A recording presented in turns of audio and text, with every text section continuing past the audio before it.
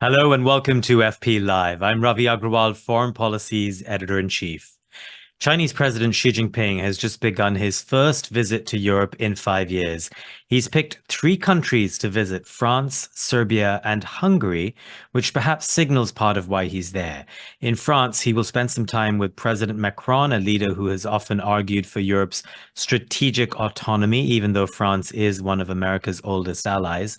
In Serbia, Xi's arrival will coincide with the 25th anniversary of NATO's mistaken bombing of the Chinese embassy there during the Kosovo War. The symbolism is clear. Beijing has often tried to equate that mistake with Western hypocrisy about rules and norms. And in Hungary, of course, Xi Jinping will spend time with Prime Minister Viktor Orban, a leader who often tries to dilute the EU's criticism of China. All of this comes amid a relative calming of tensions between the United States and China, as well as a spate of high-level diplomacy. Two top Biden administration officials, Antony Blinken and Janet Yellen, have made high-profile visits to Beijing in recent weeks. So, what to make of it all? What will Xi Jinping accomplish, and what does it mean for China's place in the world? Joining me today is Evan Medeiros, a former senior director for Asian affairs at the National Security Council. Evan currently teaches at Georgetown University, and he remains an important voice in the US-China relationship. Evan, welcome back to FP Live. Great to be here, Ravi. Thanks for having me. So let's start with Xi's trip to Europe. What do you think Beijing will achieve, or at least try to achieve, from his visit this week?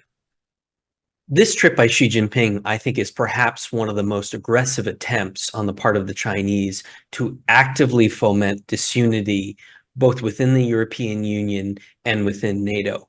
There's a lot of press commentary that the Chinese are engaged in a charm offensive, or they're trying to disrupt the unity of Europe. And I think that's exactly right, but it actually may be slightly more than that. If you look at the countries Xi Jinping chose, France, Serbia, Hungary, these are all countries, in the case of France, that are skeptical of NATO. In the case of Serbia, not in the EU and NATO. In the case of Hungary, actively trying to undermine both institutions. So the design of this trip, these three countries, are about advancing Chinese interests in ways that are meant to undermine the priorities of both the European Union and NATO.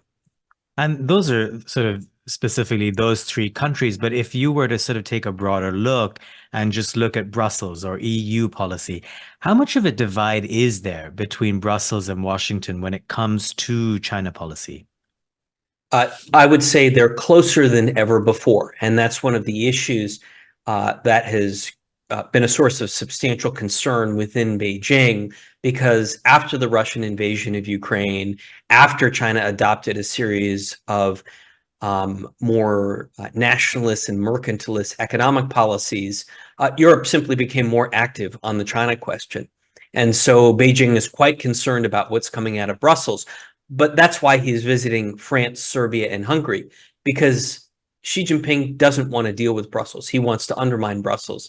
And he's doing what the Chinese have always done, which is try and divide and conquer and appeal to the leaders, to the bilateral relationships, and try to ignore and to marginalize Brussels. Because this trip by Xi Jinping comes on the back of trips by both the Dutch Prime Minister and the German Chancellor to Beijing, where Xi Jinping is trying to focus more on those bilateral relationships to encourage them not to support EU actions. And I think we're going to see the same thing in Paris, in Belgrade, and in Hungary this week.